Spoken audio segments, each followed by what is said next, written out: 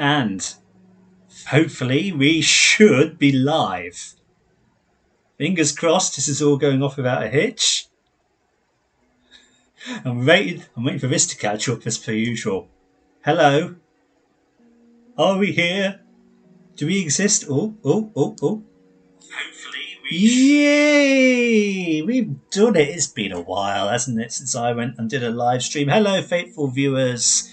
Hello to anybody tuning in live or anybody watching on catch up. We are gathered here today for something that has been on my mind for quite a while, and that is to look at all of the figures behind me on this shelf and rank them as objectively as possible. Now, I have thought about two ways of doing this: to talk about them objectively and to talk about them subjectively, because my two lists that I have compiled over various months do actually vary significantly, because I recognise the difference between a good quality figure and then one which is possibly a little bit naff but I enjoy more than a lot of others. But for the sake of this, I'm going to try and be as objective as possible. So literally ranking from worst to best the figures on the shelves behind me.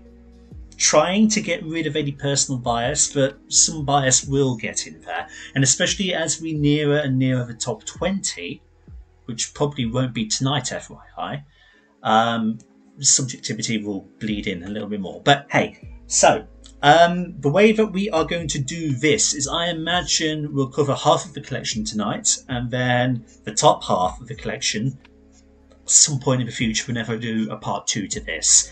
Whether that'll be after I cover things like 86 Megatron, who is up there, as you can see just above my finger right now, because his review is filmed, it's edited, it's in the pipeline, it's ready to come out.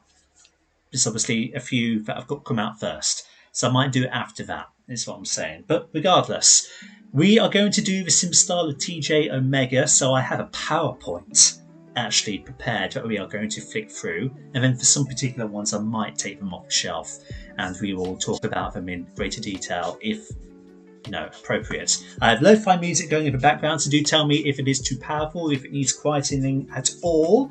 And then what other little statements?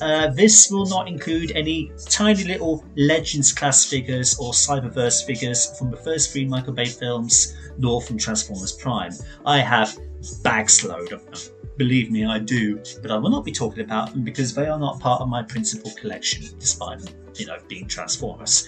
This will also not include figures that we have covered on the channel that are not owned by me. So no figures that Anthony has done, no figures that Dan has done, nor ones that they own. Purely from what's behind me here. So that's enough waffling. Without further ado, and I'm hoping that my actual feed here will catch up with me rather lickety-split. We're going to start off with the single worst thing on the shelves behind me. The Earthrise Quintesson. What even is this thing? I'm just going to make sure. Yep, this is fine. So, Earthrise Quintesson. This thing is absolute trash. It is. Anthony got me it for Christmas. Sorry, mate, but we've talked about it. Yeah, this is. It's not even a transformer. It has an alternate mode, right, of like this cage contraption, and you can find my review on all of these, on the channel. It's such a bizarre thing. It has like a faux alternate mode of a cage that doesn't particularly work. This green contraption that it sits on is, I don't know, it's a chair. It doesn't serve any purpose. He's got the 5 Faces of Darkness feature where you can pull a lever and make him flick around, and that's cool. He's got little tentacles that can hold a little pea shooter gun. And I'm just looking, I'm not going to dig him out because he's stuffed away in the corner there. It's just crap. It's not like F tier. You can see in the top corner there. It's just not a good figure, and I wouldn't recommend it to anyone. at all. If you're desperate for a Quintesson, sure, knock yourself out. It's probably the best Quintesson thing that they've ever come out with, but it's not even really a Transformer, is it? It's just not. So let's skip past the Earthrise Quintesson and talk about the first proper Transformer on the list, being Revenge of the Fallen Demolisher, who is also tucked away in the corner, and I'm not going to dig him out. So there are figures in my collection that I hate more than this guy. Demolisher, I have a little bit of a soft spot for him to a degree, because he was amongst the first wave of the Revenge of the Fallen figures that I got. Him, Ironhide, thinking about it, actually the first wave I got were all pretty naff. But, but Demolisher is not a good figure, is he?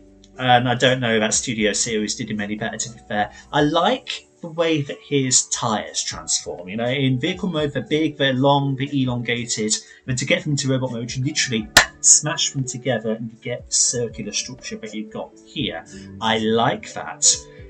But the design of the Wheelbot just is so cumbersome and weird that it doesn't make for a very good figure. Articulation's very limited. He's a bugger to stand up. He's not that fun. Easy transformation, and to a degree he looks like he does in the film, even though in the film he was actually white. But compared to literally everything else behind me, he doesn't hold a candle. And I think there were reports back in the day of the tyres degrading, and fortunately my guy's never had that, but he's naff, isn't he? He is naff. So, Demolisher and the Quintesson are the two bottom spots, but we're still firmly in F tier. So, this idiot. So there's a couple of reviews on the channel which are kind of legendary, if I do say so myself. One of them is Mudflap here, because this guy took me 23 minutes to transform into his blasted vehicle mode. And, it was pain. Just unmitigated pain. I do not recommend twins to anyone. God knows why I decided to get them. I actually picked, Skids, and we'll get to Skids obviously in a little bit. Spoilers, he's not next. Shock. Because they're similar molds, but we're not the same mold. I picked Skids up when Dark of the Moon was in full force, which is weird. I remember going to Lincoln Toys R Us and Skids was there as the Dark of the Moon toy line was out and thriving. But this is Mudflap. I got Mudflap on New Year's Eve of, I want to say 2010? Something like that? Maybe? Aldridge in Boston. All places, Boston, UK. And, at the time, I think I thought that the Revenge of the Fallen figures were superior to the Dark of the Moon figures, because obviously Skids had the big clown feet. Mudflap, he was a bit squat, and the Dark of the Moon figures were very, very, very tiny and very, very squat. And I remember the Revenge of the Fallen ones were slightly bigger, more proportionate, more in size, so I preferred them. In retrospect, Avoid like the plague. Is not fun to do. Trying to get the front tabbed in with the doors, with the back, it's a mess, as you saw in my video. Don't get this guy. Plus, like this picture here from Cybertron.com, they've managed to actually get his doors into the proper position of what they were depicted as in the film. But with the figure in earnest, actually properly transforming him the way he is meant to be, you can't exactly do that. And I'm actually going to pull him out here, and we're going to have our first case of show and tell. So let's just maximize me a second here. So, I discussed this in his actually dedicated video, that his backpack is meant to sit like that high up. The connection piece tabs in just behind his head, but because of how high up this backpack is, you cannot actually get the doors to sit as they were depicted in that picture, because in that picture he's obviously mistransformed. So the best, closest thing you can do for him, actually doing it correctly, is having it like this, and it don't work. It don't work. It's a figure that just doesn't work, period. And I would just advise anybody to completely stay clear of him. Don't entertain the idea of getting Mudflap, because he's an arse. He is just an arse fan. And then we come to this idiot. I'm getting that toy guy's habit of calling figures idiots. So, the Fallen. Or should I say the Broken? Because, as, again, y'all saw in his review, his hands disintegrated live when filming him. And that wasn't fun, because now he can't hold his staff. Plus, he's got spring-loaded feet. Just checking my camera stuff there. He's got spring-loaded feet. Any figure that has spring-loaded feet should be sent to Transformers jail. Oh my god. Okay, so articulation-wise, he's a little bit stiff. He's more of a statue than he is anything.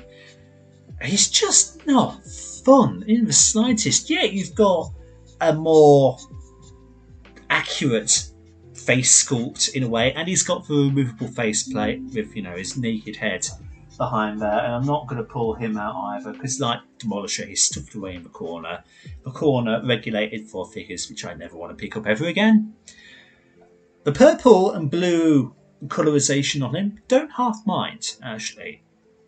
Not accurate to the film at all, and it's, in no way reflective of his Dreamwave iteration either, who was very flammable, let's say. And eventually we'll get to a much superior Fallen. But I don't mind this kind of like aqua colorization that he's got going on. Nice that he comes with the staff. I don't recall the original version of this from Revenge of the Fallen ever coming with that. The strange greeny one. So, the general moulding, superior to the main 9 ROTF, but just everything else about it. His feet, his brittleness, not fun in the slightest. And like I say, I never want to pick him up again if I can help it. And if you're looking for a version of the Fallen, get the Studio Series one, because it's accurate. It basically transforms the same way as this. It's got far superior articulation, does away with the stupid spring-loaded feet, and it's just far better in just complete experience. Then, if you don't want the Revenge of the Fallen version, get the new Age of Appliance one, because, spoilers, it's beautiful. So moving away from him, we're now looking at Revenge of the Fallen Whirl. Now, I got this guy way back in the day as a 2-pack with Bludgeon, who was himself a repaint of Wreckage from the first film. I mean, they're both repaints, because he's just a repaint of Evag. But I got him mainly because I wanted a representation, sort of Blackout in the collection, because I'd reached that stage where I'd basically got all of the characters in one form or another from the first film, bar Scorponok, I still don't have and I really don't care to get, and Bone Crusher, that's his name. And I couldn't get like a traditional Blackout anywhere, I couldn't get a traditional Grindor anywhere. Managed to get Whirl. And it's funny, isn't it, that the figure that I got that 2-pack for is actually the worst of the two. There's Bludgeon, he's quite far up. Whirl's not good. He's not good. He suffers from yellowing. Tabs on him are very brittle as well. And, like the connection pieces inside, let's call it the jacket bit that connect to either side of the cockpit area, they're scrap, basically. He's very flimsy. His automorph doesn't work particularly well in the cockpit. You have to manually do it, and therefore you risk snapping the gear mechanism inside. Gimmick-wise, you can do the whole rotating rotor blade thing. That's cool as well, but it's just it's big and cumbersome, and he's not fun, and he has limited articulation, and he's just not a good time. And if you want to have a representation of like Blackout or whoever, get the Studio Series or the Masterpiece, because they're your definitive moulds for your big chopper boys. Well, here, nah, he just doesn't do it. Whether I like him slightly more than the Evac colour from the first film, maybe a little bit. Because, colour-wise, it's not too bad. It's not bad at all. But just functionally, as a figure, he doesn't do a lot. He, again, is more of a statue, and then you've got the flimsy instability nature of him. Doesn't serve him well. Next up, Recon Barricade, or the first movie Barricade mould in general. So, I'm just thinking back to when I first got him, and I'm thinking to how I treated Ironhide as well. I threw him across my room in a fit of rage, as was infamously told in his original video, which has come back to bite him because he's scrap now.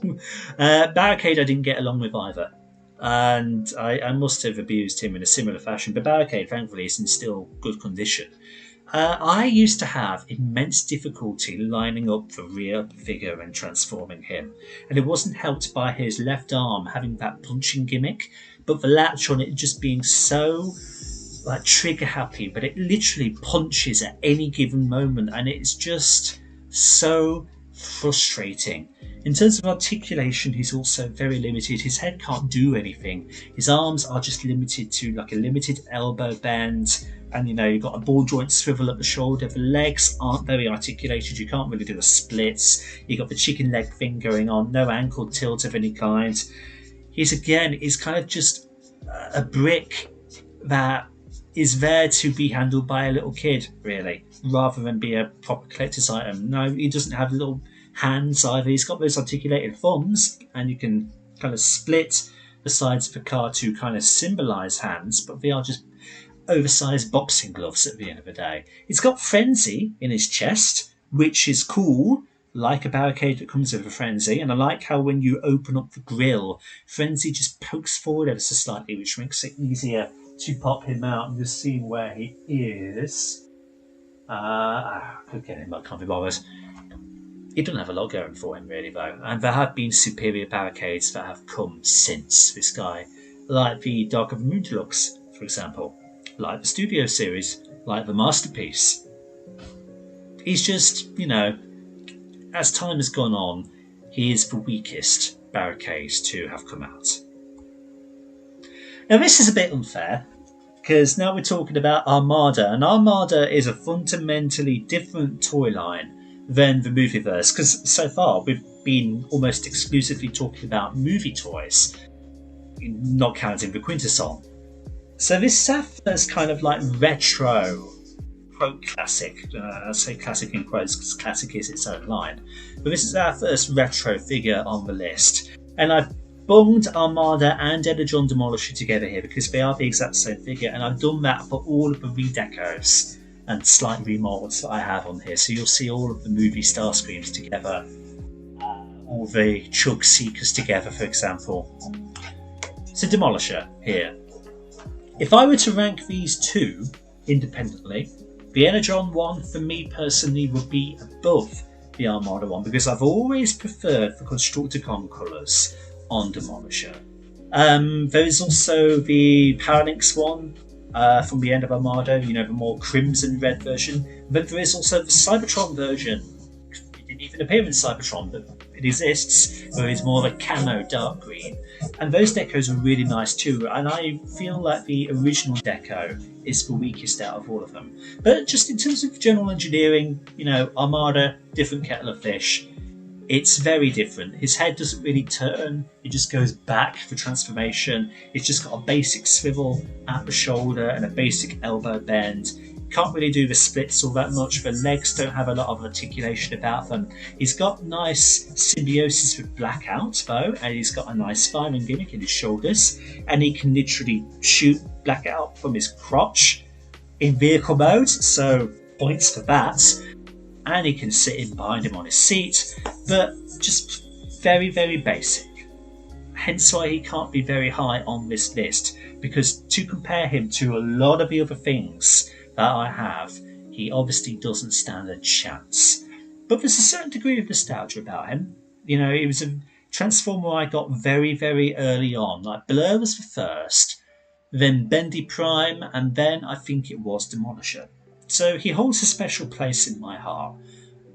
But he's not, you know, great by any means. And then we look at Energon Downshift. So Downshift is obviously capable of the Parallax combining thing that a lot of Energon figures could do. He can be a pair of pants, he can be a shirt, he is very clearly meant to be Wheeljack, but the general articulation on him is what makes him suffer. He's only got like a 90-degree elbow bend, but it's very stiff and very tight. You can't really bend at the knee, and the proportions on him are a little bit whack down there as well. And I think of the 3 Energon figures I've got, being Hotshot and Inferno, he is by far the weakest one in like all capacities. His vehicle mode is nice, don't get me wrong, and visually his robot mode is nice as well, but he can't do a lot. Plus, the plastic on him is also a little bit scary. And let's just pull him out, shall we? And kill scrap metal as I go. Hang on. Let's just. I killed Cybertron scrap metal. He is now scrap metal. Boom, boom. Right. Let's bring him forward. And let's actually talk about him in greater detail. So, I was going to call him Jackie then, but he's not, he's Downshift.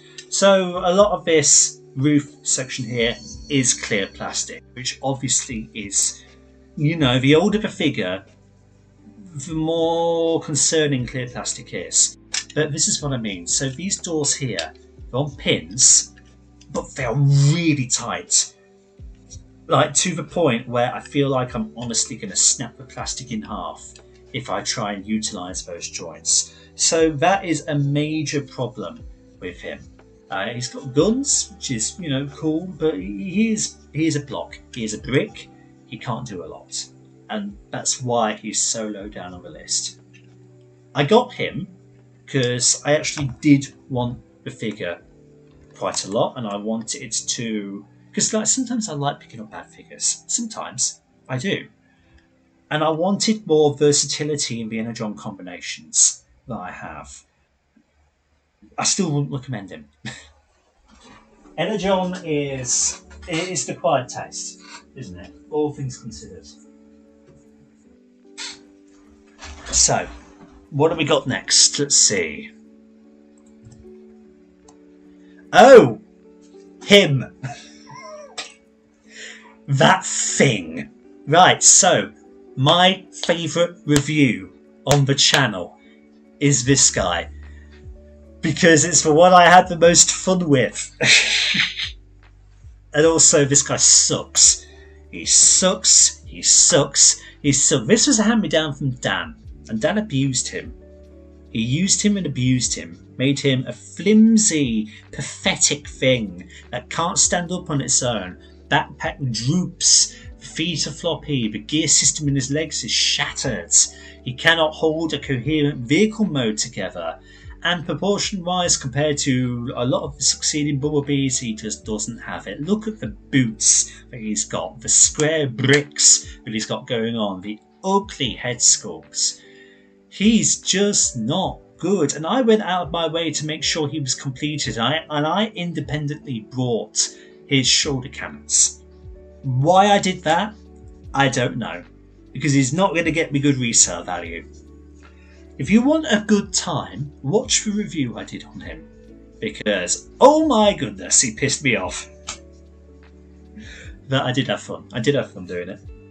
But I wouldn't recommend him to anyone at all. He's a fundamentally bad figure, and he obviously doesn't age well, hence, you know, my copy being the way he is, and he's shoved in that corner, that despicable corner of figures that I don't ever want to pick up again.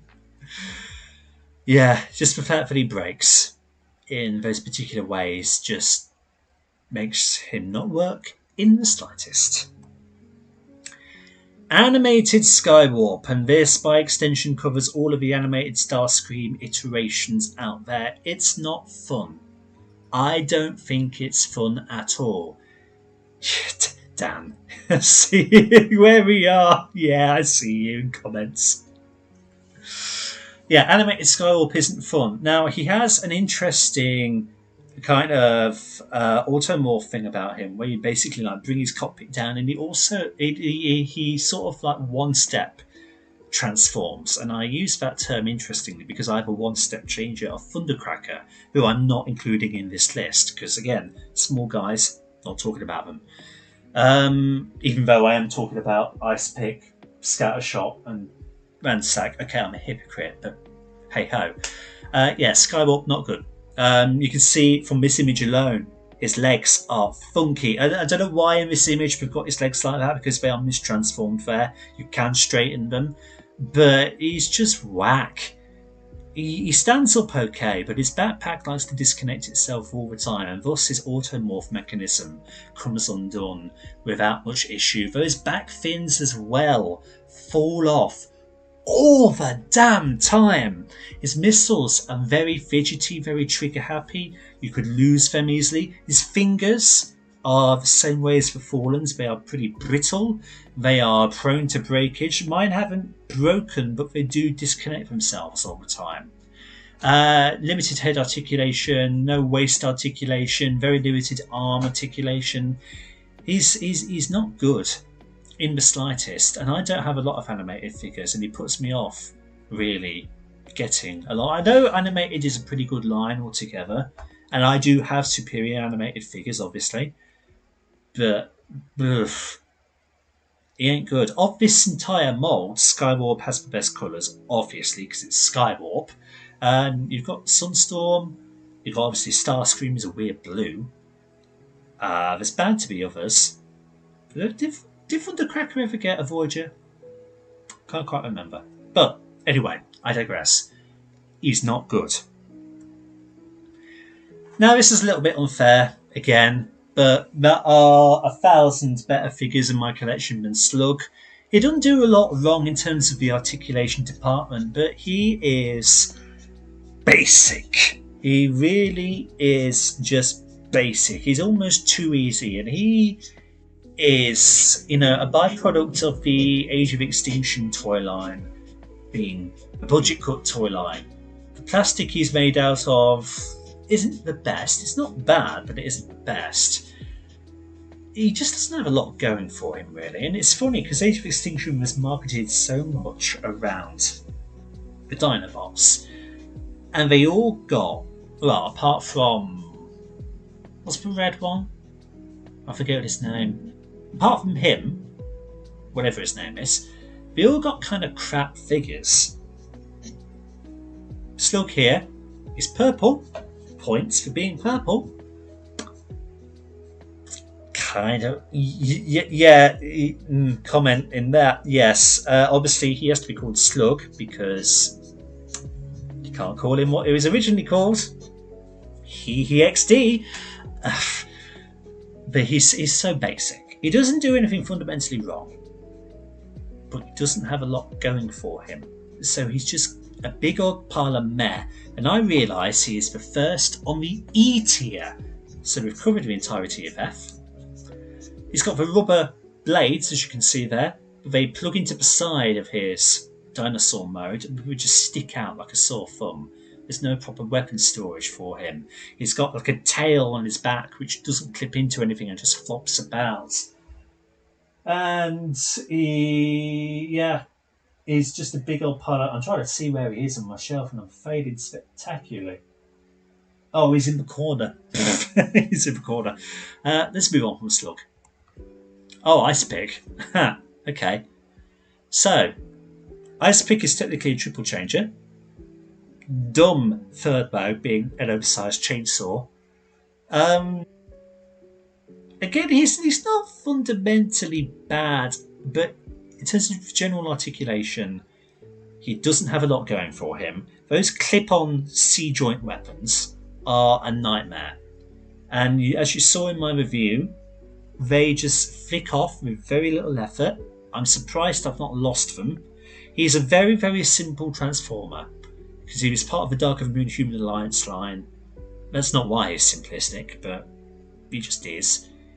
Again, he doesn't have a lot going for him. His head is on a ball joint, but because of a windshield on the back, you can't make him look back and it'll flick his head off, and I'm surprised I've not lost that either. Yeah, again, basic. He's a bit more interesting than Slug though, hence why he's higher on the list. And then that takes us to Jungle Bone Crusher. The last of the first movie figures that I got. And he doesn't do a lot, does he? The problem I've got with this figure is that his claw falls off with very minimal effort. And it's frustrating. The gimmick in there works perfectly fine, no faults with that. And I prefer the jungle colour scheme that we've got going on here as opposed to the original just kind of beige and boring look that he had. He's part of the Allspark Powers subline, hence the electric blue that you can see on him. But arm articulation is severely lacking, no elbow joints. He does his whole arm extension thing, and I probably can just get him out for y'all so you can see. Here he is. I could have got Barricade out, but nah. So he doesn't do a lot. Arms don't articulate really, the swivel, but that's about it.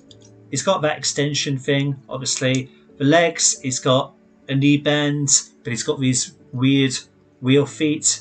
I mean, he stands up okay, but he does have a lot of back kibble. So it's just a case of trying to get him, you know, just in the correct orientation. What I do like about this figure is sort of like the general transformation sequence with how his crotch basically splits in half and he kind of flip the legs up top and then enclose it all in the arms, and then like you also kind of flip him upside down for that. So it's almost like the legs and the arms almost switch places with one another. So that was what appeals to me about him. But otherwise he just doesn't do a lot. He just stands there and looks fugly. I say fugly, but that's just Bone Crusher's aesthetic. The figure's actually quite nice looking. But again, he's a case of a figure basically being a brick. And just standing on your shelf and looking cool, but functionality wise, leaving a lot to be desired. So, let's pop him back. He's harmless, but you don't do a lot. So, what have we got next? There's a lot of figures to get through, bloody hell. Oh, Cyclonus, okay. Once again, this sort of isn't fair because it's a vintage figure. But I suppose like Bone Crusher was comparable to this sort of thing. Cyclonus, again, this is a figure I wanted for so many years. He was the last of the Unicron trilogy, not the Unicron trilogy, the Armada Decepticons from the original group for me to get. And I wanted like this version of him because this one was my favourite. I got him in 2011 alongside Prime RC, and that's the best Christmas, or one of the best Christmases ever in my life. But, you know, in terms of functionality, he don't do a lot, does he? You know, you've got a knee bend, cool. You've got an elbow bend, cool. But where the swivels, can't do a lot. I think his legs can swivel, though. Head can't do anything except fold in and out. He's got the rotating rotor gimmick, cool. He's got, you know, fireball missiles with his minicons, cool. He's got shin guns, cool. He's got an opening cockpit that you can fit Crumple Zone into, cool. But he's a brick, and he don't do a lot. Just kind of stands there. Doesn't have a lot of dynamicism about him. Play factor, sure, but it's overall engineering, kind of meh. And I'm still waiting for modern updates of this guy and Demolisher. Come on, Hasbro, where are they? You give us a new Megatron, give us a new Starscream. Where are our boys, Cyclonus and Demolisher? You lot, right. Rant time. You lot were going to give us a Legacy Frost. He was on the packaging and the marketing. Where'd he go? I think this was still the time where you were going to give us G1ified versions. And you were going to like reuse the Starscream mold for him. I'd still like to see it. Where's Thrust at? Huh, Hasbro? Give us Thrust. Give us Demolisher. Give us Cyclonus. Cowards. But might still, because Red Alert has only just come around in Age of Primes. So there's still hope. Rebellions are built on hope. Okay. Oh, Crosshairs. Oh, Crosshairs. I've done a re-review of this guy recently. I would recommend having a look at it, folks. He's not awful. The articulation is there, but he is hampered by a lot of the kibble that he's got going on. His shoulder kibble does get in the way, and thus his arms can't do a lot. The coat of the Age of Extinction thing is the major detractor of the robot mode. You can see the stock image here, how it wraps around. You've got rubber pieces that are meant to connect into the torso, but it looks horrible. And therefore, you should tuck them into the side, as I have done with my guy. I'm not going to bother getting him out. You can see on my video review how he's meant to be. And then you can hinge the backpack apparatus back a bit, and it makes him look a bit better. The Last Night version does improve on this significantly with the tailcoat bits, but I think the Age of Extinction one does have a superior paint overall, for nice complementations of the, was that even a word? I don't know. But the green and the black together, they look nice. But again, it's Age of Extinction, the budget cut line, he can't really do a lot. A lot of him is clear plastic. And clear plastic is a no-no. But fortunately for him, it's kind of fake clear, so I don't think it's going to break on me anytime soon. But yeah, he's got his pitty little guns that store very loosely inside the coat, and it was just a lot of faff about him, and compared to a lot of the other stuff on my collection, he's just not great. I've softened on him a bit though as time goes on. I used to think a lot worse of him, but he's nice to just get out and fiddle with every now and then. Don't take that out of context, bloody hell. I should have reworded that. He's nice to mess around with every now and again. And that leads us to, how long can I keep talking without my voice dying on me? I've got so many more figures to get through, bloody hell. So that leads us to Ransack. Yeah. Apparently the only biplane transformer to exist. How accurate that is now, I'm not sure. I feel like Hasbro recently did like a crossover and did a biplane in that, or am I gaslighting myself? I might be. Anyway, Ransack is one of very, very few biplanes. And, you know, it's interesting. But what really makes this figure suffer is all of the ball joints on him. The arms pop off so easily. The legs even more so. And even the, you can see behind him, can I? Oh, I could, you know what? He's at the front of my shelf. Let's grab him. So, here he is. So, these bits as well, these flimsy, tiny, weeny little bits pop off so easily. And it's just a pain in the arse at times. It's a decent figure overall.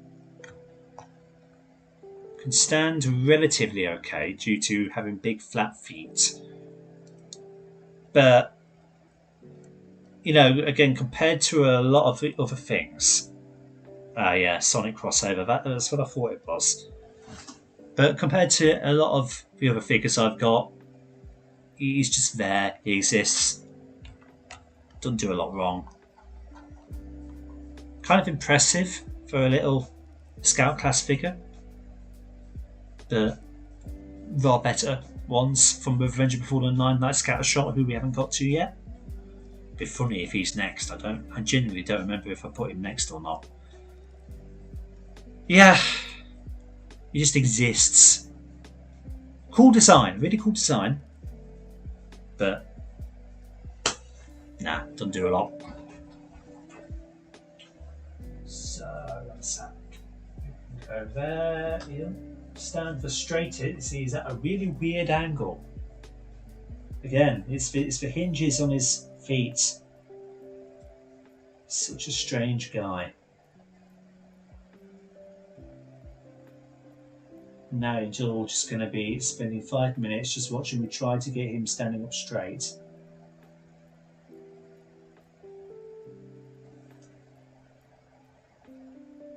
Come on.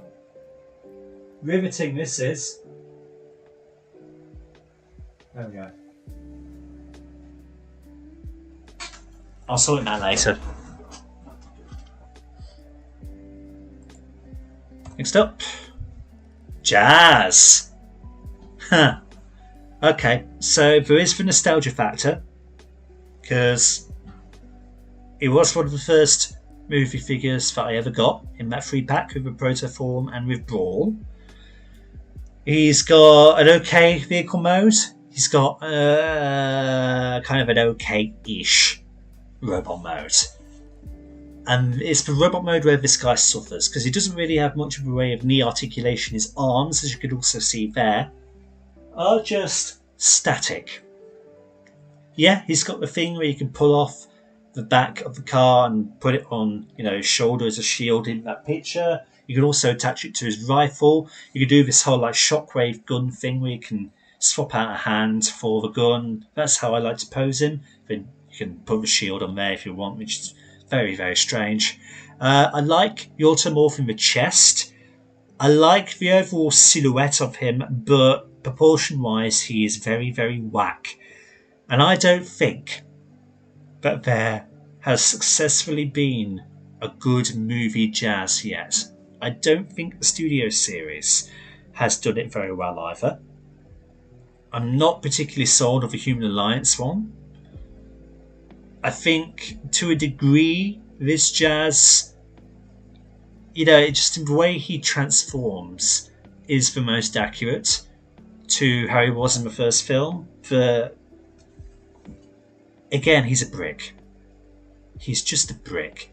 Nice ball joint on the head, but the legs just leave a lot to be desired and the arms leave a lot to be desired. Sorry, Jazz, but you're yet to have a good figure. Oh, and that takes us to the OG. Blur, my very first one.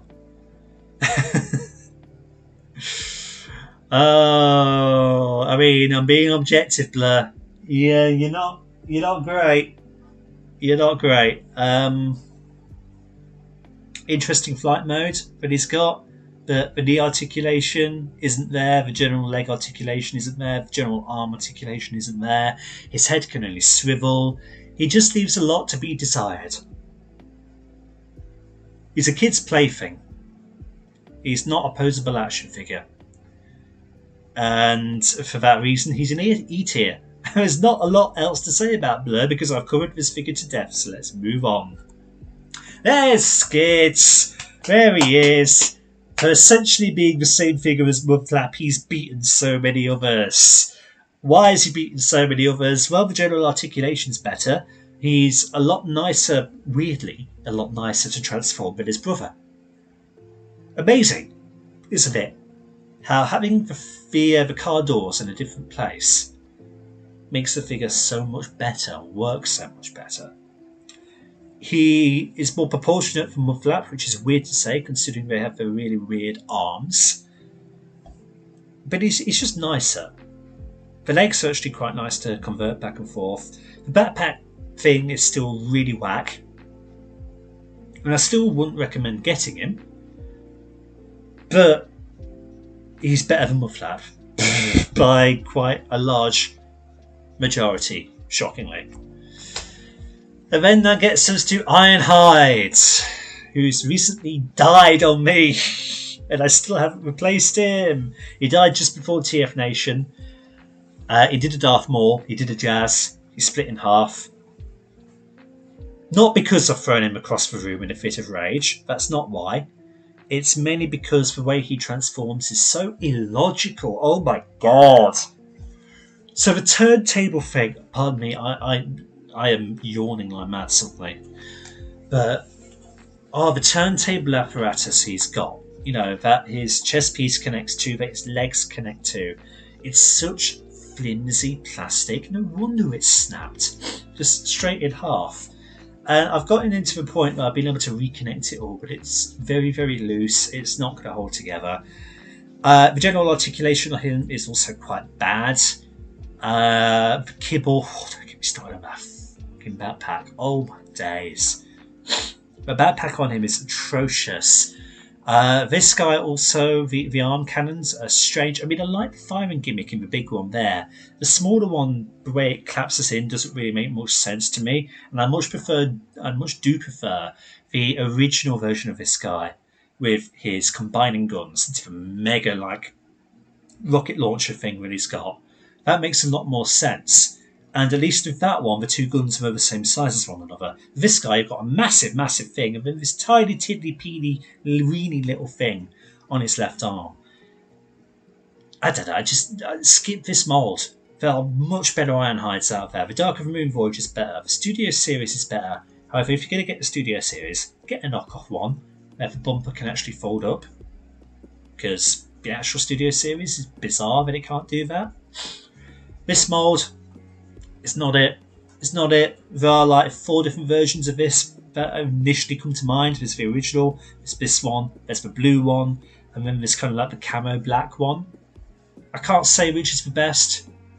They're all the same figure at the end of the day. They're all pretty naff. Skip him. Oh, wrong way. Oh, Berserker! Ha! Interesting. So, I used to hate this figure so much more than I do now. I've had an epiphany on Berserker, like I have on Crosshairs. He's not awful. The reason why I used to hate him so much is really because he's a shell former and his panels really struggle to connect when putting him into vehicle mode. And it took me so long to try and figure out how to do him. And back when I first got him in 2017, and he was the first Last Night figure I got, Megatron was the second. Megatron's so much better. Spoilers, he's in the top 10. Berserker, yeah, at the time, it pissed me off so much. But just recently, I've actually taken the time, I've calmed down, and I've been methodical with him at a nice casual pace, and I've actually managed to get him to fit together without too much hassle. He's decently posable. You can get him to dab, if that's of any relevance nowadays. The head's in an interesting joint, and it can turn at very interesting angles and just seem very... I'm not going to pull him out.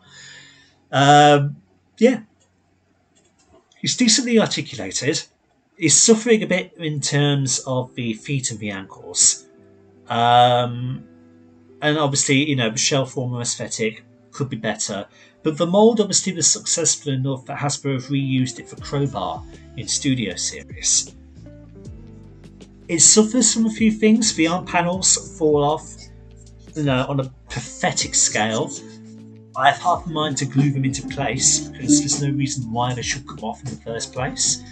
The key to him is just being patient, I found. The overall mould is really nice. You know, the sculpting base robot I quite like. Also from the Dark of the Moon version of him. And the Dark of the Moon version of him being Crankcase. But there are 1,000 better figures out there than him.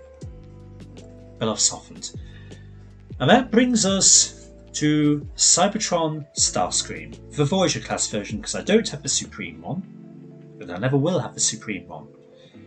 He's a brick! He's a brick that can't do a lot, and a lot of people are going to be aghast at me for putting him so down low on the list. But, you know, he just stands there. He doesn't do anything. He's got cyber-key gimmicks for flip-out blades. Sure, that's cool. Doesn't do anything else. He's got really nice colours about him, I will say. Very Frost in terms of his colour, you know, placement everywhere. Quite like it. But he's a brick. He's only higher than everybody else on this list so far because he's got the fun factor about him.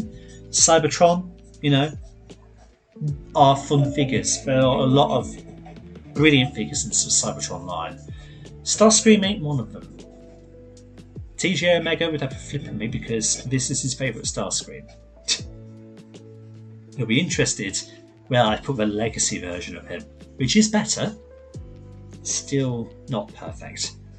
Yeah, Starscream here doesn't do a lot. Arms, limited articulation. There's a bit more on the legs, but he's a brick. Movie Brawl. So, in tank mode, he looks pretty decent, but like SS-86 Megatron, he's got a very strangely proportioned tank turret, where the rotation's almost at the back of the thing, and when you get it swinging 360, it's so whack, it's so jack, and kind of detracts from him. The robot mode here, he's got a massive backpack. He's kind of almost got like a Roadbuster, like a Dark of the Moon Roadbuster thing going on, where his arms are attached to the backpack area. And actually, forget about it, their transformation sequence is almost identical, apart from the way that the arms actually fold into the base of the turret. Oh wow.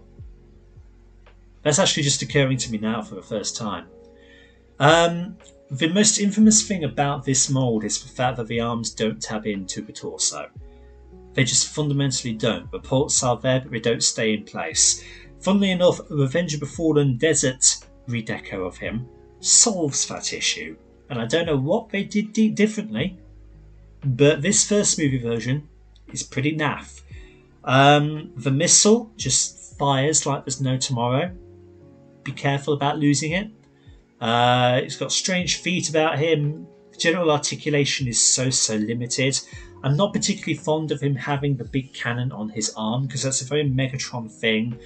And, you know, the leader class figure did it far better by slinging it under the elbow, under the armpit like Armada Megatron. The Studio Series 1 is far better. The definitive version of Brawl is the Masterpiece version. Oh my days, that guy is beautiful. I would get him if I could afford him. I mean, I can afford him, but also shelf space. There is a certain level of nostalgia with Brawl here, but again, he leaves a lot to be desired. He's got sort of an interesting transformation sequence, hence why he's above quite a lot of the others on this list. But at the end of the day, he's very much meh. Energon Megatron is a brick. He really is. Again, limited articulation. He's above Brawl and Starscream and a lot of the others because his design is cool. I love the design of Energon Megatron and Galvatron as well. Very reminiscent of G1 Galvatron in his overall aesthetic with the head crown and the legs. It works. It's a beautiful design, but the toy itself is a brick. Doesn't do a lot. Limited articulation in the arms, in the legs, in the head, everywhere. He's got good gimmicks with the shoulder cannons. He comes with this ridiculous tank which is meant to emulate his Armada iteration, into which you plug his sword blade. Don't like that. I wish he could just hold his sword in a conventional means, but he can't. The jet mode is sort of like a bomber. Love it. Great jet mode. Just the general design of him is great, but just in terms of posability and all of that, he leaves so much to be desired. Hence why he's not very high up on this list. Just above him, Armada Galvatron, the original guy, not the legacy. Again, articulation, super limited. At least he can rotate at the shoulder so the treads can go down with the arm as it goes up. New guy can't do that. What's that about, Hasbro? But you know, at the legs, he's got no knee bend at all. He can, move his legs out at such a funky angle. If you put batteries in him, his sound effects are notorious for just going at every single little minute movement that you do with him. What I do like about the figure is all of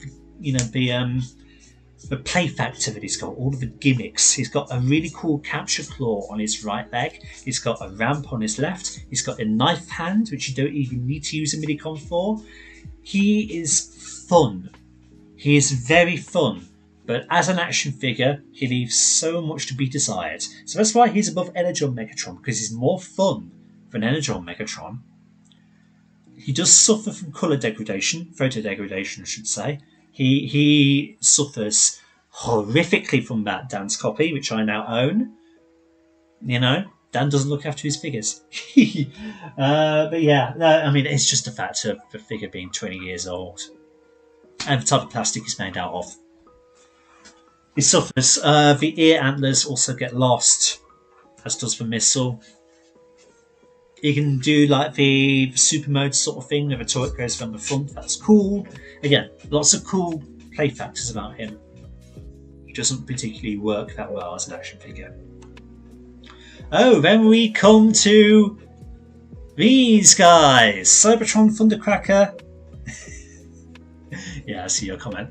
And Cybertron Skywarp. Again, I have a little bit of nostalgia about them, but they are very, very low down on the list because of the breakage factor.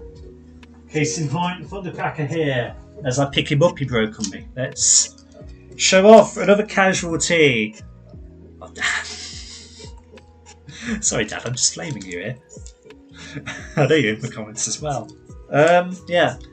Cybertron Thundercracker. Enough said.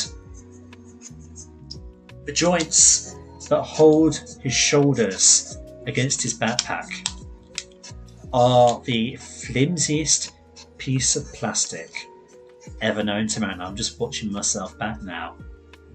It's a big figure. Yeah. I mean, he's got a really cool jet mode. This jet mode is really sick. You know, it's cool. What becomes what underneath, you know, the legs are there. But the arm, the left arm, is super, super weird.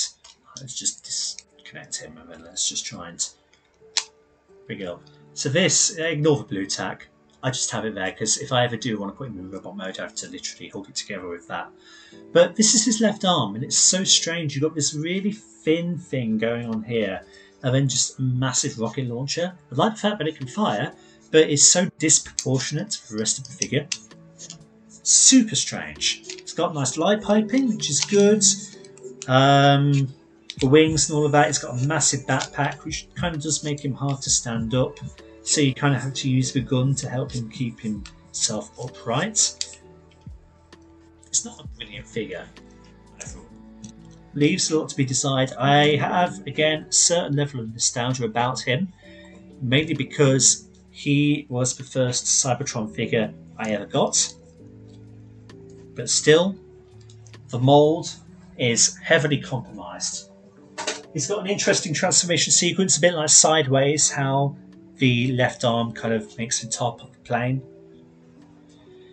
But yeah, he leaves a little bit to be desired, and I realise we are now in D tier.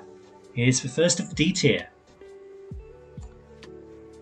And then we come to RID 2001, aka Car Robots Megatron, aka Gigatron. This is the only figure from this entire toy line that I own, and I am not sold on owning any others. I'm sure there are far better ones out there. My guy is incomplete. I took him from my oldest friend. Meant to give him back and never did. Sorry, Andrew, if you want him back, just hit me up and I'll give him back. Robot mode is cool.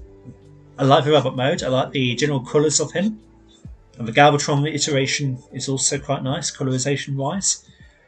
He's got some good modes about him, like the twin-headed dragon and the gargoyle mode. The rest of his modes are jank. They are so strange, like the Yeti and the quote car and the quote jet. They are bizarre, really, really bizarre. Overall articulation on him as well, strange. He's got some good posability, but again, he leaves quite a lot to be desired. The wings do get in the way. Strange plastic as well. Doesn't particularly feel nice. He's got like really old ancient ratchet joints all throughout him, which ratchet joints aren't too bad, but all the same, he's not a figure that I pick up and mess around with a lot. And I think he is probably my least favourite Megatron in my entire collection. But that's a subjective viewpoint. Objectively, he's better than the other Megatrons we've talked about so far because he gives 6 shots a run for his money and can transform to like 7 different modes. So the versatility factor is something that must be accounted for him. Hence why he is where he is at on this list. He's just not one that I go to a lot. And then, Dark of the Moon Jolt. So again, a little bit nostalgia because he is one of the first wave of Dark of the Moon figures I ever got. He's got decent posability about him, but it's not fantastic. A lot of people take issue with the colour blue that he is as well. I'm sure many people have repainted him. Just see where he is. I'm not going to dig him out. He's got really weird carbonic feet like Wheeljack. He's okay to stand. He could do with an ankle tilt really to really heighten that posability. The arms are very strange with the rotational joints they have. My major issue with him is transforming him into car mode. Trying to get his legs into position isn't easy, and the headlights do this really weird thing where they become trapped behind the bonnet pieces. And when they become trapped, it actually stops his legs transforming correctly. And you can't just pry them out by any legitimate means. You have to get a screwdriver or something really thin in there and poke them out because they get so jammed. Yeah, he's not the most fun figure to convert back and forth, hence why he's quite low on this list. But he's D tier because he's far better than everything else we've talked about so far. Vehicle mode is quite nice. The MechTech ports on his roof do degrade over time. One of the springs in one of those ports is bust, and so the panel won't flip back up. So you have to manually do that. Yeah, overall, he's not awful. You could do with a lot more paint. He could be that deeper shade of blue that he was in Revenge of the Fallen for all 3 scenes that he was in. It leaves a lot to be desired, though. Yeah, he's meh. He's very much meh. Reveal the shield fallback, aka Revenge of the Fallen Brawn. Interesting figure. Proportion wise, quite nice. Articulation. He's hampered. I'm just seeing where he is. Where is he? Oh, he's at the back. I'm not going to get him out. Articulation's hampered quite a lot by a lot of the kibble, and that kibble is quite egregious. I like the minigun that he's got on his back, but I'm not particularly the biggest fan of the cape thing that he's got going on. The way that the front of the vehicle mode all just hangs off his legs like that. I think it's meant to be like a Karma sort of thing. I'm not saying that right at all, but you know, like how in Star Wars, like Captain Rex has that skirt piece. I feel like it's meant to be that, but it doesn't, you know, come across all that well. He's got massive panels hanging off his shoulders as well. I like the guns, how they are just perpetually attached to his arms. And for vehicle mode, they do just kind of fold away. That's pretty cool. The overall transformation sequence is pretty easy, but some of the panels have some difficulty fitting together. But he's more interesting than, say, Jolt, and he's more interesting than a lot of the figures that we've talked about so far. I like the Brawn colorization of him better. Karma, yeah, thanks. I like the Brawn colours better. Fallback here is fine. Again, he's just kind of a meh figure. Yeah, I think Karma is what it's called, yeah. Anyway, that's Fallback. There's not a lot to say about him because it's just very much middle of the road. We've hit the stage now, I feel like, where the figures have gone from being awful to just kind of existing. Oh, a new one! Oh, let's talk about Gamer Edition Cliffjumper. Oh, this imbecile. Right here.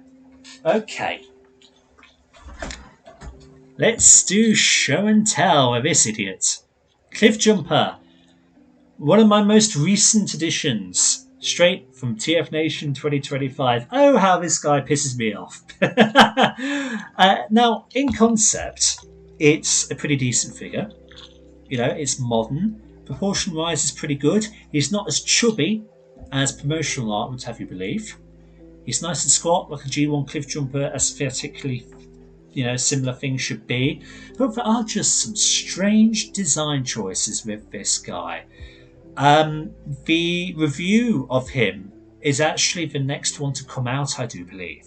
So next week, you're in for a treat as I talk about this guy and have a bit of a moan about him. Some very, very strange choices. Number one, this backpack can rot in hell like with iron hides. It's just as bad.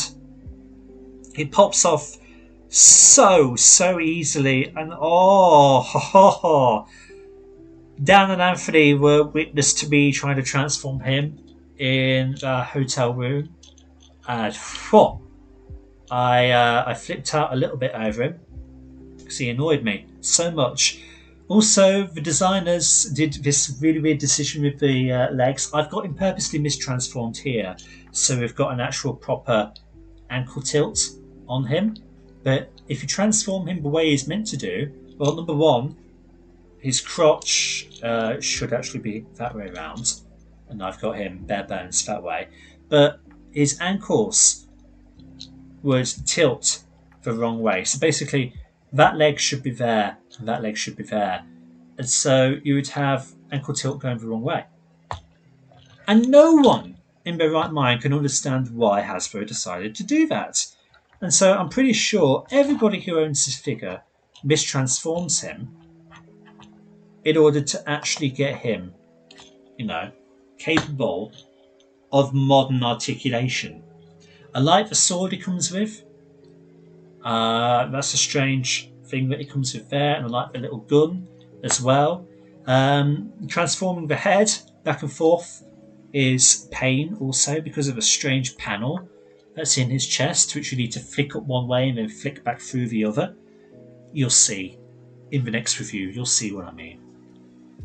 He leaves a lot to be desired, and I'm actually a little bit disappointed by him. You know, I like him better than Bumblebee. Typically, I like Cliff Jumpers better than Bumblebee, but he doesn't do a lot for me.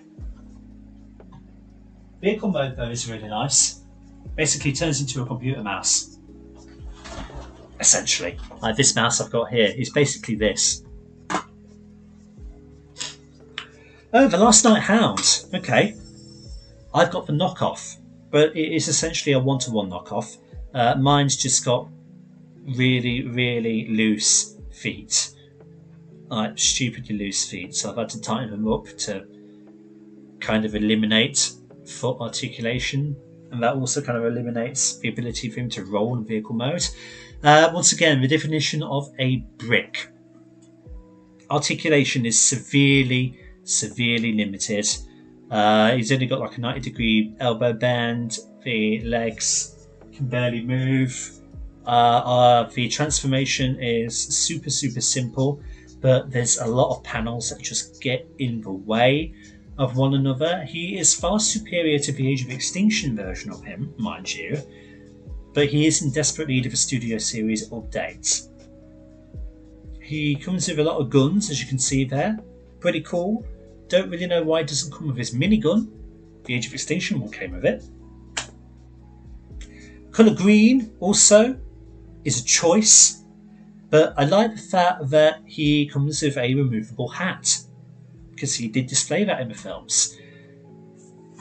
Yeah, there isn't a great deal to say about Hound, because he is just very much a brick, and I'm suddenly thinking, have I put him in the wrong spot? Because maybe objectively, you just saw who's next there. Objectively, maybe these guys are actually better. So this is up for debate. I mean, as I'm going to be going through this, I'm actually going to be questioning a lot of my placements, so you can question them as well. Objectively, maybe some ones that we talked about already are better than him, but there's some fun to be had there. There's not a lot going on. So, get a sneak preview. Thundercracker, Armada Thundercracker. Don't be that person in the comments that says, actually, he's Starscream. Yes, you're not wrong. In an Armada, Parallax Starscream did look like this. But the figure is Thundercracker. That's how Hasbro's markets him. So that's what I'm calling him. I wanted this mould for so many years. Yeah, again, it's a brick. He's got knee articulation that's good, leg articulation is decent, arm articulation just leaves so much to be desired. He's got a good Minicon gimmick with guns over his shoulders. He's got a fabulous gimmick where his wing comes off and turns into a sword. Look at that. It just, again, he doesn't do a lot. He's got a bit more going for him than his Cybertron counterpart, I think. But he just stands there. He's a statue. It's got the fun factor. You can put Swindle or Zapmaster underneath the cockpit and they become extra landing gear for him. You can attach him to his arm and he's essentially a knife. But otherwise, yeah, he just exists. And then Cybertron Scrap Metal, who I killed earlier. Again, one of my very first ever Cybertron figures. He's fun. He's pretty fun. Very, very basic transformation. Turns into like a spider sort of thing. Decent articulation all round on him. But he's very much middle of the road. I like the fact that he's got a flip out sword and you can detach the sword and he can hold it in his hand. I blew Anthony's mind when I told him about that. Because he'd had the figure almost as long as I had. And he never knew about it. You can see that in our race video. Yeah, there's not a lot to say about Scrap Metal though. He's fun, but he's very, very much middle of the road. Oh, and then we've got the first movie Starscream mould. So Ramjet, Skywarp, and Thundercracker. For a time, I preferred this over the Revenge of the Fallen mould. I don't now, because again, articulation leaves a lot to be desired. It's got an interesting transformation scheme. And it's quite collectible just because of all of the different colorizations we've got going on here. Each and every one of these look great. I love the colours on all of them. There is some stability issues, as evidenced in Thundercracker especially, my copy with the leg that likes to fall off. You could lose the missiles. The panels on the shoulders and the fins there pop off with very minimal effort, which kind of makes them a bugger to transform every now and again. The Automorph is, you know, decent. Again, just very kind of meh figures. Articulation leaves a lot to be desired with these guys. At least they've got good light piping though. But the other figures that came after just blow these out of the water. The Revenge of the Fallen one. Obviously the Studio Series is so much better. The Dark Moon Deluxe, which is a downscale of that, is so much better. Yeah.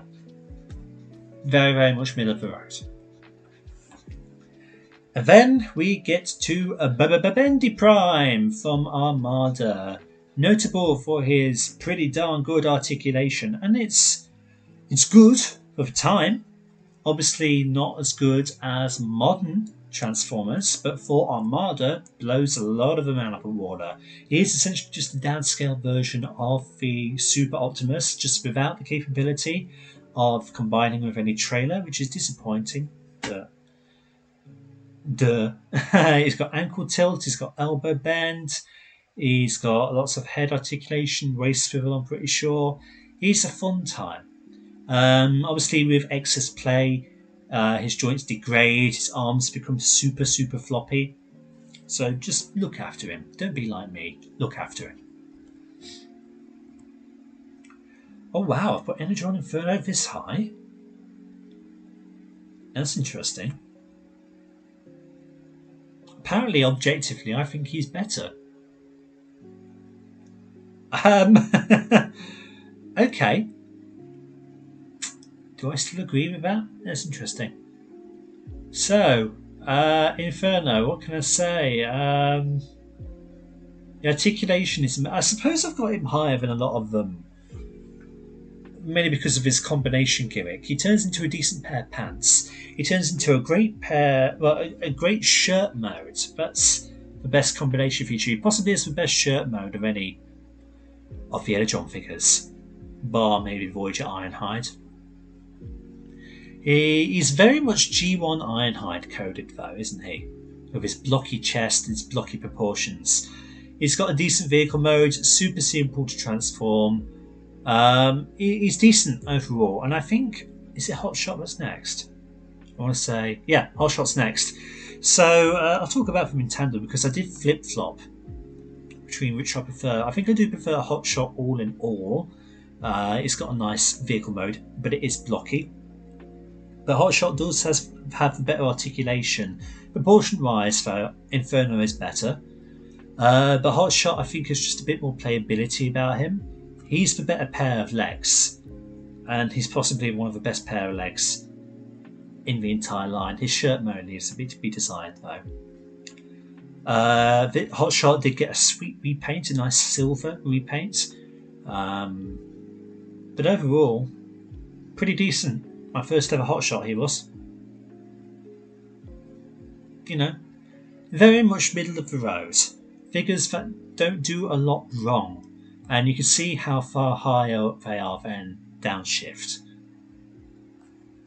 Not really a lot to say about them. Just, they exist, therefore they are. Windblade. God, how many more have I got to go? Whew. Windblade. Windblade. Okay, so proportion wise, really nice. Colour wise, really nice. I'm reading through the IDW comics and I have now just met Windblade for the first time. I've read her first mini solo series. A very interesting character, but we're not talking about the character, we're talking about the toy. And I have issues with the toy. The wings just get in the way. The heels and the feet are the worst thing about this figure. Posability, they severely compromise her. She cannot stand to save her life. Her heels just collapse under their own weight. They don't tab in. The sheath of the sword falls out with very minimal effort. She's got ball joints galore, so her limbs can pop off with very little effort. Vehicle mode, slightly lazy. You've got a lot of gappage there. The shins just rest on top and they don't hide away sufficiently. But the overall aesthetic of the figure I do quite like. The only thing on the back really is the nose cone, which is fine. I like the purple sword, and again I like the colours on her. I like the little fan that can come away and be a melee weapon as well. The general design is really nice. But the overall engineering of the figure leaves a little bit to be desired, I think. And now, I'm just going to see where we are.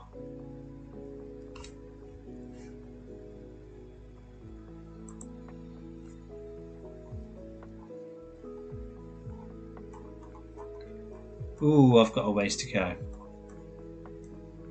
Okay.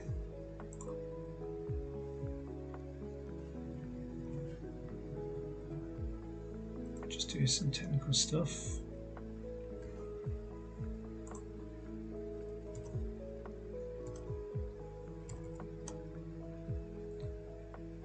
Okay, folks, we're going to take a short interval now. I'm going to take a very short interval. I'm going to go get a drink to save my voice from dying on me. I will leave you with the sweet lo-fi music, and I shall be back in a couple of minutes. So, see you in a minute. You can still hear me though, which isn't a problem. 2 minutes.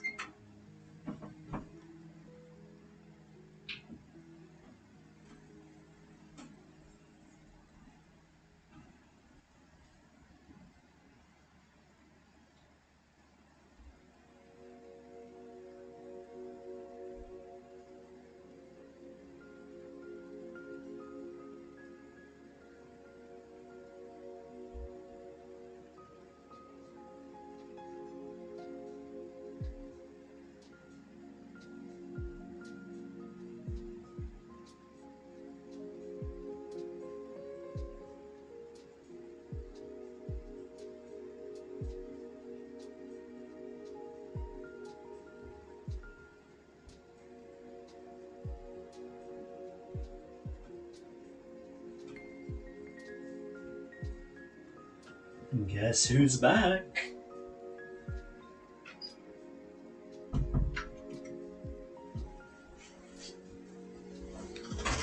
Okay. Shazam!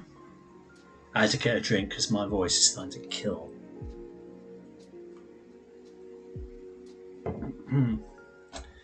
I don't want to lose my voice in the morning. I may have to rethink about how many figures I get through in this one sitting. Okay. So, Windblade, we've talked about her. So now we're talking about the new one, Slipstream. I don't think that this figure particularly improves on the old one per se. She's got a lot of kibble about her as well. The general articulation is slightly superior, but there's just still a lot of faff on her. Shall we just compare them in person? I'll do an old versus new down the line of these two, I think, because it'll be interesting. But you know, Windblade and Slipstream. Windblade, proportionately, is superior. It's debatable as to who has less kibble. Slipstream, it all gets, you know, boxed into a sort of a neat package like that. But at the same time, I don't like the fact that she's got a big old rucksack of a backpack on her. Windblade does have her nose cone hanging off the back. Her wings are so much bigger and more cumbersome. Harder to stand her. Slipstream, so much easier to stand, but isn't a vast improvement overall. So it just makes logical sense to have them side by side rather than to have like one super low down and the other super high up. Go on, Windblade. Yeah, it's just they kind of come as a pair. Don't think the new one did enough to be far better than the old one. Decent colours on it though. You know, Slipstream's colours aren't half bad. Not a lot to say about it really. It was a very, very underwhelming figure all in all. And Scattershot. Okay, so this guy is quite nice, quite cute. He's a troll, really, but you know, proportion-wise, he's pretty interesting. Got very, very lanky arms, but he's got a pretty decently fun transformation.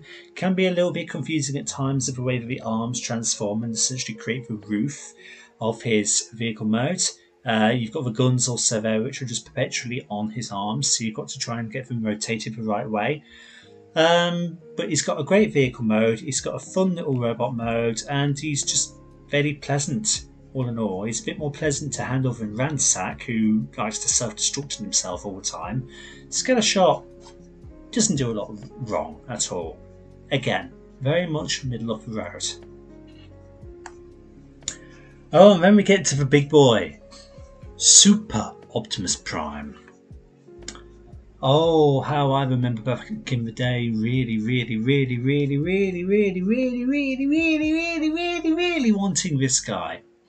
Because he was the ultimate playset. He really was. The ultimate playset. The way that his trailer can become a base, you can put all sorts of mini-cons on, and then you can fold up and power links with it, and you've got this utter behemoth of a figure, and he's piss tiny compared to Unicron, who's obviously way higher on the list. But he's low down, by all things considered, on my list, because posability, especially in super mode, is basically non-existent. Things can get lost. The earpieces on mine are non-existent. The leg missile, I don't think he ever came with a leg missile on mine.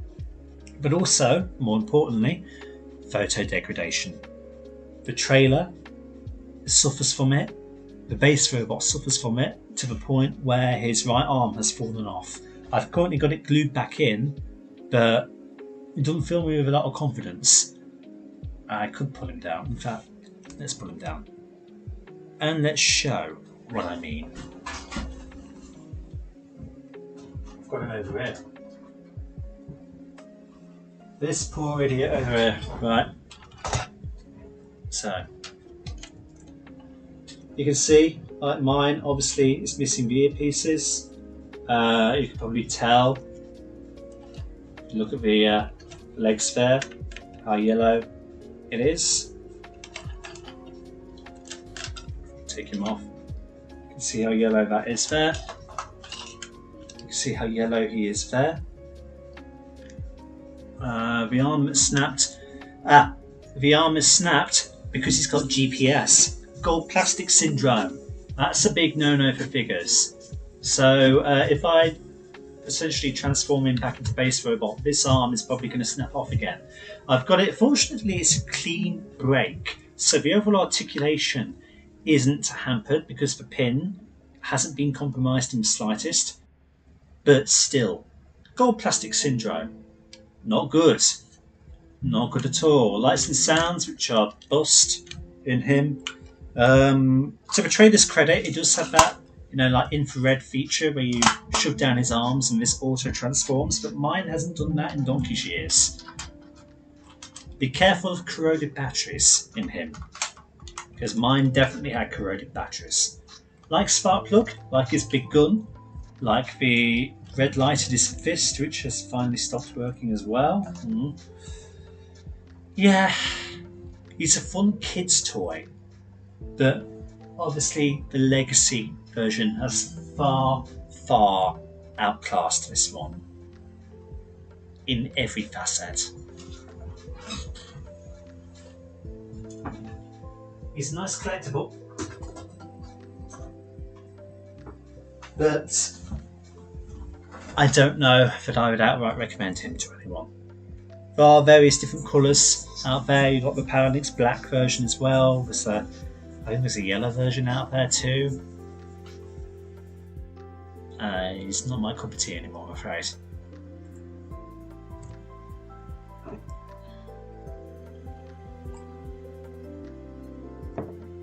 Oh, Movie 1 Megatron. One of the first movie figures I got. A certain level of nostalgia about him. There's nothing fundamentally wrong about him. Yes, he's got a big backpack. Yes, he doesn't have a lot of articulation, but he's got an interesting transformation sequence. I like the ice blue on him. It's meant to it's meant to reference him being frozen, which is his whole shtick in the first film. I like it. I've never had a problem with this. Some people do. A lot of people prefer the premium version, which was the nice metallic silver. I quite like this. His transformation scheme is also very interesting, and it still boggles my mind to this day quite how he managed to get the legs to rest under his wings. The way that you essentially have to break his legs. It's fascinating. It's not fun to do, but it's interesting engineering. He's got the chain whip, he's got the combining fusion cannon. Overall, his whole aesthetic is pretty cool, and I remember being so excited to get him back in the day. And I'm still, reasonably happy to have him. Yes, there are better ones out there. Studio Series, masterpiece. Not so much the 07 Voyager. This is better than that, but still, I like him. I like him for what he is. Is he the best figure out there? Hell no. But is he harmless? Sure. Prime ID weaponized Optimus. This guy. Boy. I'll take a swig of drink for him. Articulation is there. But he's far too simple to transform. I don't like the hollowness in his legs at all. His gimmick is so trigger happy it's annoying. Profile wise, from the front on, as you can see him in this picture, proportionally he's great. Turn him round and he's got such an ugly, ugly backpack about him. I don't know, man. He's so like the definition of middle of the road.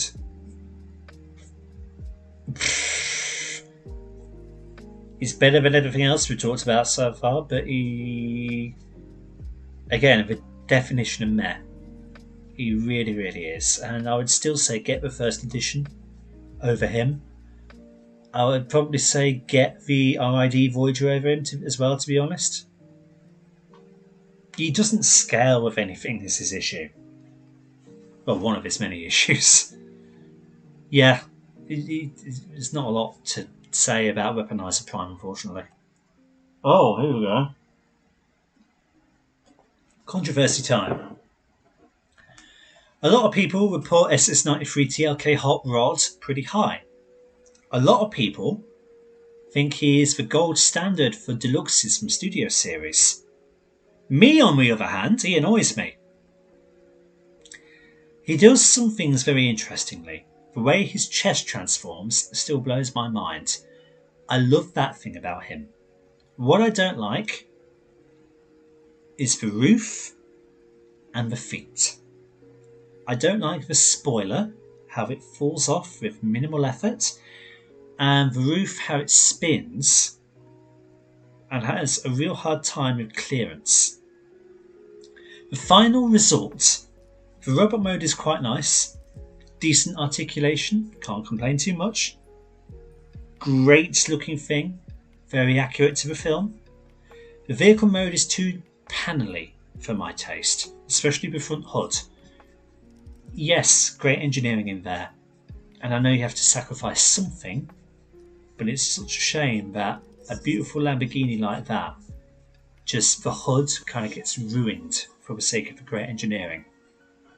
It's a little nitpick I have, but it's one of the few things that makes him fall quite low down for me. But the overall sculpting is really nice. His gun is nice to have. I wish it would store in his vehicle mode. It doesn't, as far as I know. Again, Hot Rod, he's not awful. His knee articulation is limited a little bit. You have to try and shimmy the tyres past his thighs in order to really articulate that joint. Again, clearance issues are his major downfall. Oh, animated sound wave, okay. Nice chunky vehicle mode. Interesting robot mode. You can see the proportions there are pretty strange, but not awful. Head articulation leaves a little bit to be desired. He comes with a really, really cool Laserbeak who turns into a guitar and who you can rest on Soundwave's arm, like that. Interesting transformation sequence, especially with the legs. Again, very middle of the road, and I realise he is our first C tier. So we really are now in the realms of Transformers who are pretty good, who are not insulting in any way, who are just good. So Soundwave, again, there's not a lot to really say about him. Benefited that he comes with Laserbeak. And then one more up, our last proper animated figure to cover, Sentinel Prime. I got him and Soundwave a week apart from one another, Sentinel first. My major nitpick with Sentinel is how his shoulders don't tab in very well. But otherwise, he's very fun. I like how the back of, or should I say the roof of the truck forms, how it just slips past his windscreen and how it all just rests on his legs like that. Nice interesting design with the faux chest, the big beefy girthy shoulders, like the lance, like the shield, his chin. It's quite poseable, really. He's actually got butterfly joints as well, which is super bizarre. Sentinel's just a decent time all round. Nothing to really complain apart from his shoulder connectivity.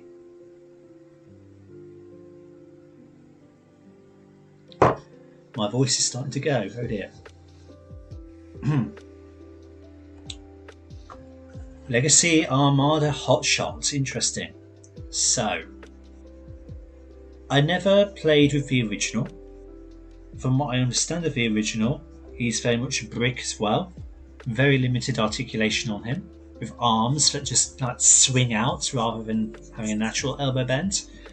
Yeah, I think his general stature is pretty nice. His general silhouette is pretty good. He has a massive backpack on him, which, you know, is what it is. It's similar to how he was in Armada. I think his leg kibble really does limit his posability down there. Again, he's just very much a middle of the road kind of guy. He's a lot skinnier than I thought he should be.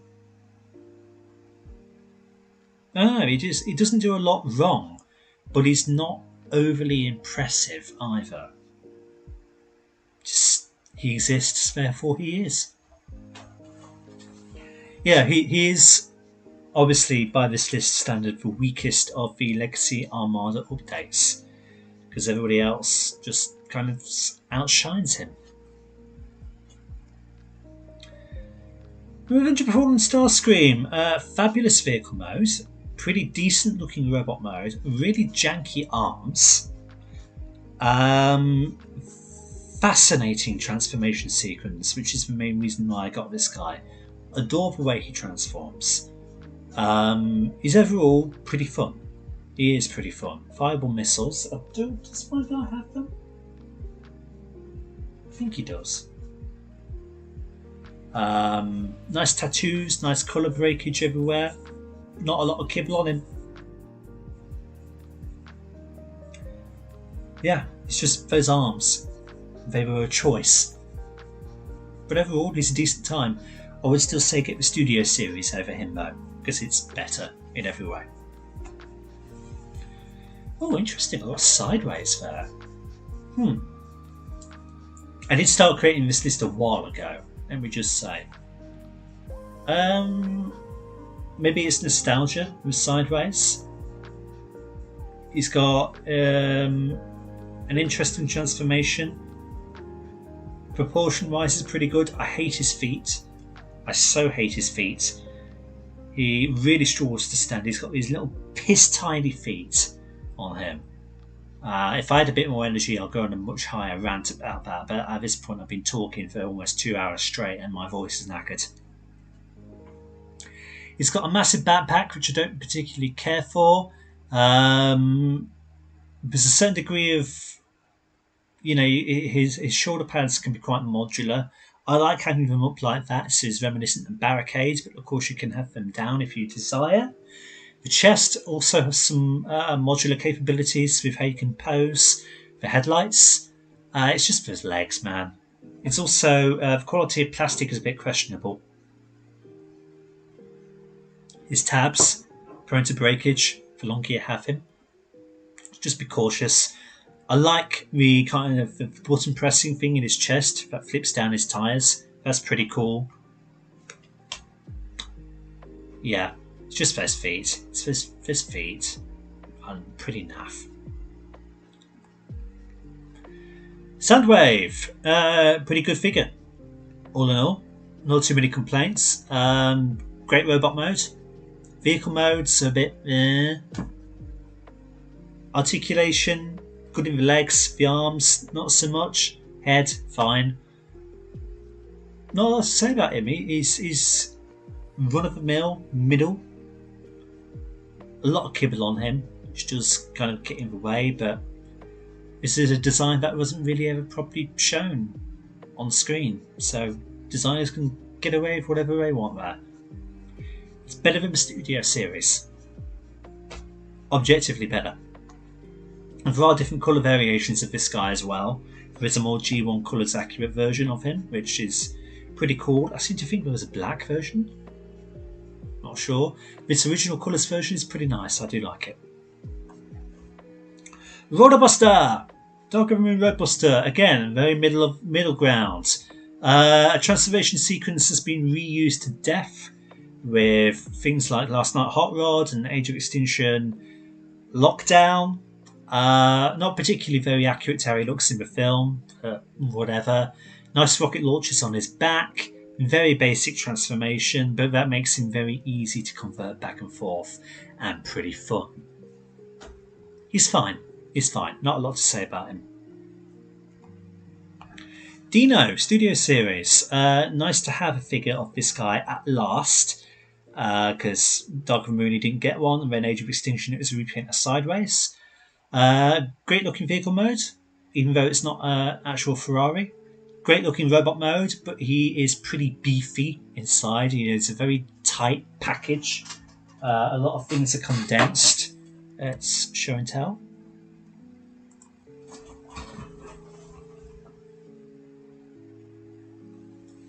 Better not lose my voice tomorrow. Yeah, looks really nice, but he's got all of this, which is interesting the way it does it.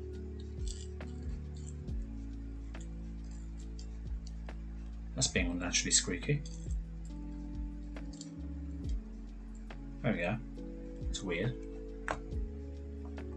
Yeah. I'm on two minds as to how it sort of sandwiches together. I did a review on him pretty recently. Not a lot of kibble on him side the doors. It's got the arm blades. He just sculpt-wise is quite nice. I think there was room for improvement. He doesn't have the same range of articulation as modern Studio Series figures because he was pretty early. So, yeah, I think they could do him better. But for what we got, not half bad.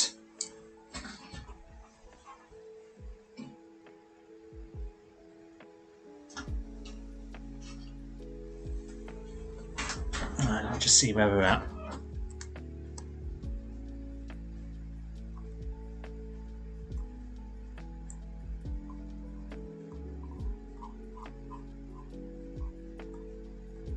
Oh, we're almost there. Phew.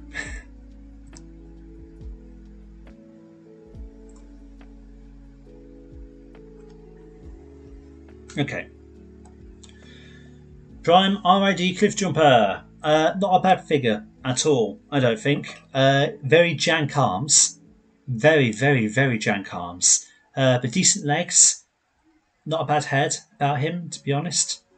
The transformation sequence is interesting. It's almost the reverse of the first edition, weirdly. Comes with decent accessories in the hammer / rifle thing. A lot of kibble on him, mind you, but, I don't dislike him. He's pretty fun. Ratchet. This mould is infamous. It stayed the course throughout 3 films. It's one that I think anybody should have in their collection at some point. It's just sound, it's solid. It does suffer from photo degradation, unfortunately, but hey ho. Yeah, proportions are good. He is a bit too boxy for Ratchet, really, but whatever. He's stable, he can stand without much issue. He's got a nice axe weapon in his arm. He just stands the test of time. He's a classic. He really is a classic. Great looking vehicle mode. Yeah, he's a must get, I think. Road Rocket. Proportionally good. Transformation sequence interesting. Works as Road Rocket. Doesn't work as RC. I've ranted about this so many times, how much I hate that they used this as the Legacy Prime RC. It's a disservice to that character. But regardless, as a figure, it's serviceable. There's parts forming involved, unfortunately. But the overall transformation sequence, especially the way that the legs transform and wrap around, is quite interesting. Road Rocket's entire colour here, really nice. I like the red and the blue and all of that, and black. Quite kibbly, but it's to be expected. Ball joints do pop off quite a lot, unfortunately. Can split in half. Friction clips back into place. So it's for those reasons that she is middle of the road. And then Revenge of the Fallen, Sideswipe and Swerve together. Again, middle of the road. A lot of kibble on them. Swerve especially has a head issue on Dan's copy. Mine doesn't have that, thankfully. Wheel feet makes them difficult to stand, but as long as you get the kibble on the toes and the heels situated correctly, then you shouldn't have too much trouble. Like the door, sword gimmick, that's pretty cool. Vehicle modes are beautiful, but there is clear plastic up top, and considering that they are almost 2 decades old, you really need to be careful about them. Just take your time with the figure. It'll serve you right. Arguably, there's better versions of the mould out there. Side-on-side swipe is arguably better. The Dark of the Moon mould, as you'll find out, I placed higher than this. Studio Series is arguably better, but I do still rate this original mould quite highly. Side Swipe and Swerve complement each other really nicely. Solid figures all round.